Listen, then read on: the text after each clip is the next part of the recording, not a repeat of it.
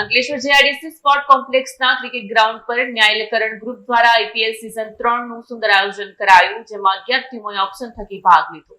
Ankleshwar GIDC sport complex ખાતે ન્યાયકરણ group દ્વારા આયોજિત આઈપીએલ સીઝન 3 નું સફળ આયોજન કરવામાં આવ્યું. આ ટુર્નામેન્ટમાં કુલ 11 ટીમોએ ઓપ્શન થકી ભાગ લીધો અને 12 દિવસ ચાલેલા ટુર્નામેન્ટમાં અનેક રમતોના દ્રશ્યોએ ક્રિકેટ પ્રેમીઓને રોમાંચિત કરી દીધા.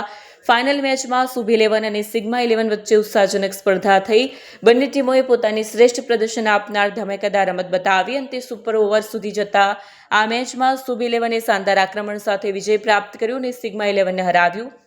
ટુર્નામેન્ટની સફળતા માટે ન્યાયકરણ ગ્રુપના સભ્યો જેમ કે જિગ્નેશ પતસાલા, અલ્પેશભાઈ, હાર્દિકભાઈ, ભાવેશભાઈ અને અન્ય તમામ સભ્યોએ અભૂતપૂર્વ મહેનત કરી, જે માટે તેઓએ આ તકનીકી અને આયોજન ક્ષમતા પર શ્રેષ્ઠ પ્રયત્નો કર્યા.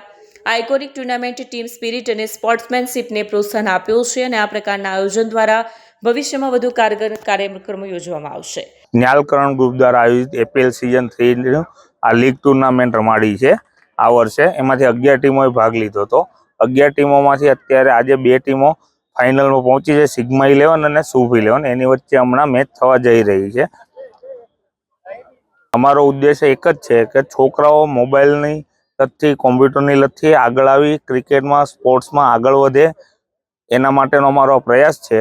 અને બીજું કે અમારા કમિટી મેમ્બર દ્વારા ખૂબ સરસ આયોજન કર્યું છે. બધાનો એમાં બહુ પ્રયાસ સારો રહ્યો છે અને અમારા સ્પોન્સરોનો બી અમે દિલથી આભાર માનીએ છીએ.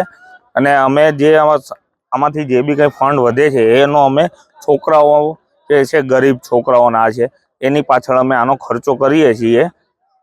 વિડીયો જર્નાલિસ્ટ ઇમ્તિયાઝ પઠાણ સાથે સત્યા ટીવી ન્યૂઝ અંકલેશ્વર.